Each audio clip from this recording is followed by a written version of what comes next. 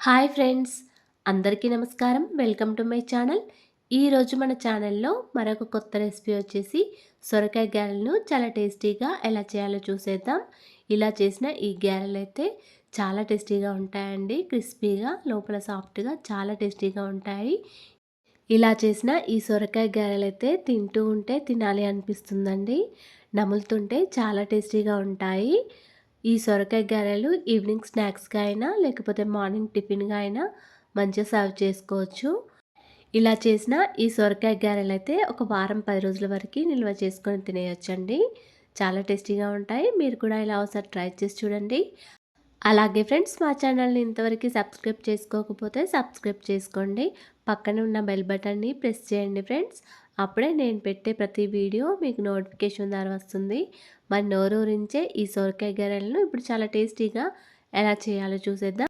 సొరకాయ గారెలు చేయడానికి ముందుగా ఇక్కడ నేనైతే ఒక 2 వరకు సొరకాయలను తీసుకున్నానండి. ఈ సొరకాయలు వచ్చేసి కొంచెం పెద్దవిగా తీసుకున్నాను. ఇప్పుడు ఈ సొరకాయలను పైన ఉన్న తొక్కను పీలర్‌తో తీసేసుకోవాలండి.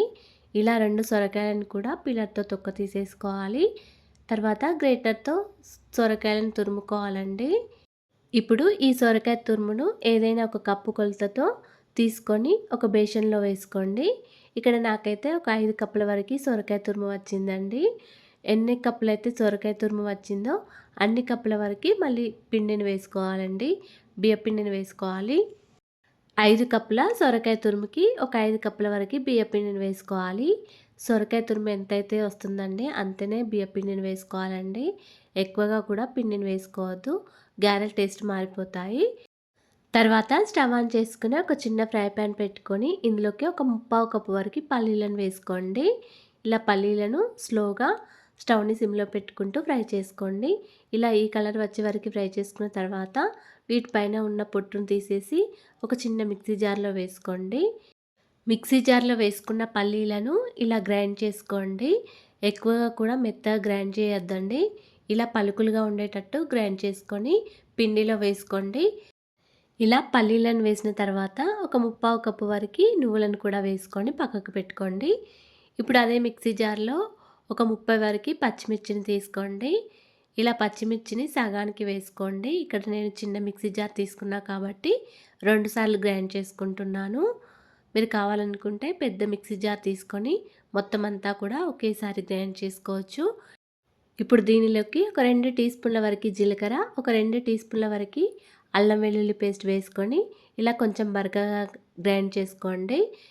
ఇలా గ్రైండ్ చేసుకున్న ఈ పచ్చిమిర్చి పేస్ట్ని కూడా పిండిలోకి వేసుకోండి. మిగిలి ఉన్న పచ్చిమిర్చిని కూడా ఇలాగే గ్రైండ్ చేసుకొని వేసుకోండి.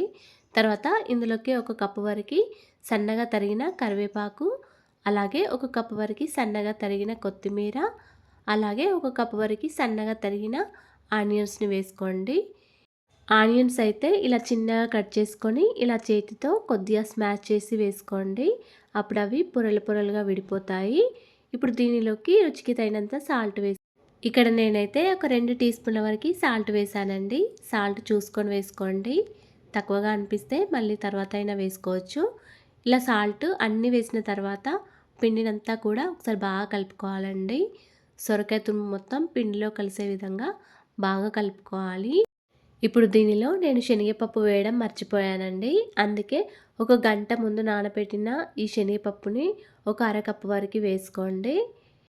ఇలా నానబెట్టిన శనగపప్పు వేయడం వల్ల సొరకాయ గారెలు మరింత టేస్టీగా ఉంటాయండి. ఇప్పుడు శనగపప్పు వేసిన తర్వాత పిండినంతా కూడా మళ్ళీ బాగా కలుపుకోవాలి. పిండిని మొత్తం బాగా కలుపుకోవాలండి. సొరకాయ తురుము మొత్తం పిండిలో కలిసే విధంగా సాఫ్ట్గా కలుపుకోవాలి. పిండి కొద్దిగా గట్టిగా అనిపిస్తే కొన్ని వాటర్ జల్లుకొని ఇలా సాఫ్ట్గా కలుపుకోండి. సొరకాయ తురుములో వాటర్ కన్సిస్టెన్సీ ఎక్కువగా ఉంటుంది కాబట్టి మనకి ఈ పిండిలో వాటర్ పట్టవండి. ఏమైనా పిండి గట్టిగా అనిపిస్తే కొన్ని వాటర్ వేసుకోండి అంతే. ఇప్పుడు పిండి కన్సిస్టెన్సీ అనేది ఈ విధంగా ఉండాలండి. మరీ పల్చగా కాకుండా మరీ గట్టిగా కాకుండా ఇలా ఉండాలి. ఇప్పుడు ఈ పిండిని ఇలా మూత పెట్టుకొని ఒక పావు గంట వరకు ఇలాగే ఉంచుకోండి.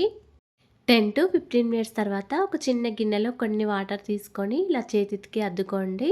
ఇప్పుడు పిండిలో నుంచి కొంచెం కొంచెం పిండిని తీసుకొని ఇలా రౌండ్గా ముద్దలాగా చేసుకోండి. ఇలా మనకి ఎన్నైతే గారెలు చేసుకుంటామో అన్నీ కూడా ఈ విధంగానే చేసుకోవాలండి. ఎవరైనా హెల్ప్ చేసే వాళ్ళు ఉంటే మాత్రం ఇలా ఒకరు గారెలొత్తేసి ఒకరు ఈజీగా కాల్చేసుకోవచ్చండి. అలా కాకుండా మొత్తం అంతా మనమే చేసుకోవాలనుకుంటే ఇలా కొన్ని కొన్ని ముద్దలను చేసుకొని పక్కకు పెట్టుకోండి. ఇప్పుడు ఒక ఆయిల్ కవర్ తీసుకొని దానిపైన కొద్దిగా నూనెను అప్లై చేసి ఈ పిండి ముద్దను ఒక్కొక్కటి తీసుకొని ఇలా చేతితో రౌండ్‌గా చేసుకోండి. ఇలా చేసుకున్న ఈ పిండి ముద్దను ఆయిల్ కవర్ పైన కొద్దిగా ఆయిల్‌ని అప్లై చేసి ఇలా గుండ్రంగా చేసుకోండి అప్పాలాగా. ఇలా సైడ్‌లకి ఏం క్రాక్స్ లేకుండా చూసుకోవాలి. ఇలా మధ్యలో కూడా హోల్స్ పెట్టుకోండి. మీకు నచ్చినట్లయితే హోల్స్ పెట్టుకోవచ్చు. మీరు కావాలనుకుంటే బటర్ పేపర్ పైన కూడా ఇలా చేసుకోవచ్చండి.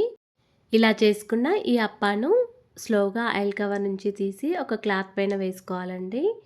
మిగిలి ఉన్న పిండిని కూడా ఇలాగే చేసుకోవాలి.